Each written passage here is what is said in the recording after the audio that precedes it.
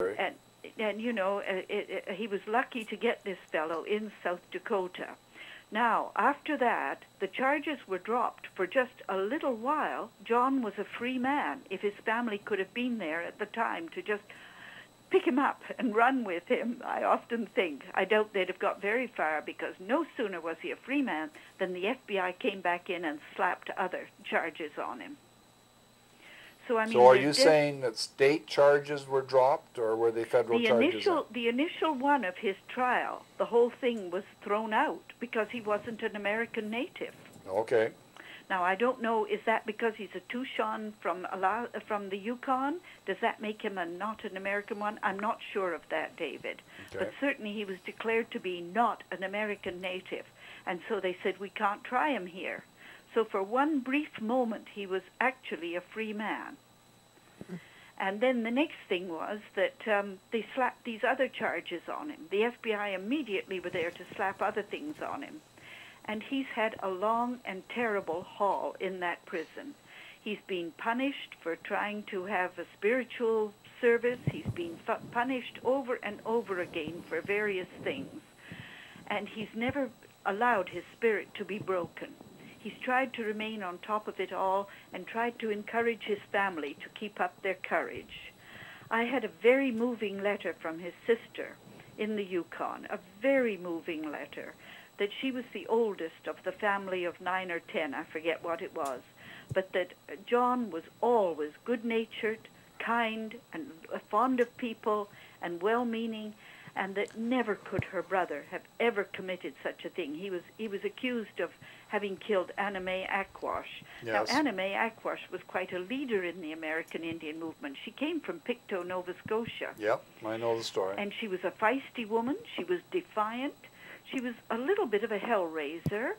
And the FBI had told her they would see her in a body bag before the year was out. I mean, she's given that statement to many people.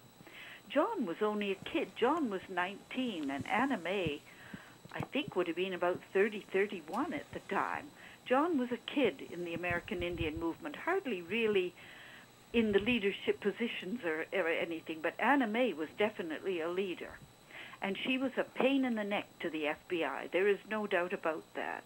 And as you know, David, back in that time, in that 60s and 70s era, I mean, even Amnesty International asked that the FBI be investigated for the terrible things they were doing to American Indian movement people. That was a plea made. It was in the New York Times that Amnesty. Well, I remember driving through there myself in '78 or so, and then I drove, you know about it. Drove by it again in '98, 20 years later. Yes. And I think that, I mean, John to this day feels quite sure the FBI killed Anna Mae or had an agent do it. Well, that's the theory in the Pelche book, The Crazy Horse. Of course it is. Yeah. Of course. And I mean, it's just so sad what's happened to Peltier. He still writes me, David. I didn't get a letter this Christmas from him, but he had a terrible time. Last year, for whatever reason, I don't know, they moved him to another prison. And there, because he had spoken out on some of the people who are doing really crooked things in native movements, like taking money that should be going to him, for example, and calling themselves Leonard Peltier Defense when they weren't anything of the sort. Mm-hmm. He raised the ire of some of these people, and he got very badly beaten up in this prison he was moved to. Fortunately, I think because of world pressure, he's been moved back to Leavenworth. But he shouldn't be in prison at all, David. He should be given clemency and freedom. And, of course, when Clinton was leaving office, all of us thought that clemency was going to be given to Peltier.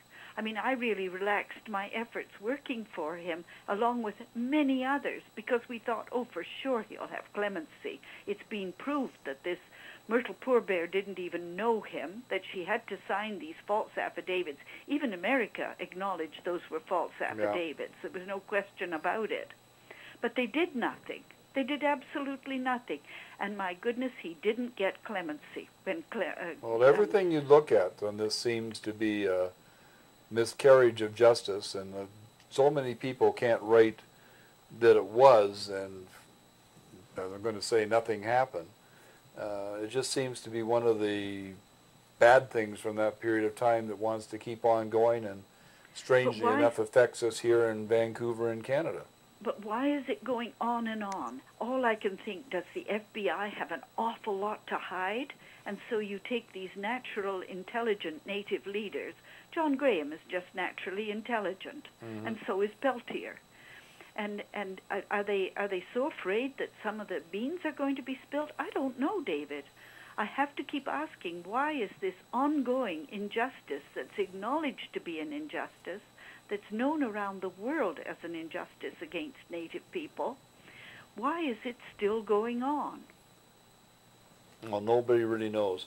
How are they doing with the defense fund for John Graham? Are they getting any money in for that, or is it?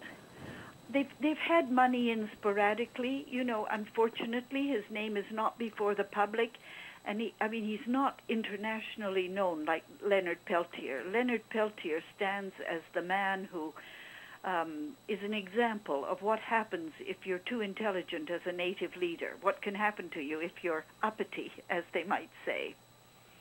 And he stands all over the world. I mean, when I was in France and when I was in Germany, there was Leonard Peltier's name was in shop doors. I couldn't believe it. But he stands as an icon of what happens to the leader, the Native leader. But John Graham isn't as well known as that, and John again is much younger. He's quite well known out in BC. We certainly did our best to get his name known out here, but he's not well known. You know,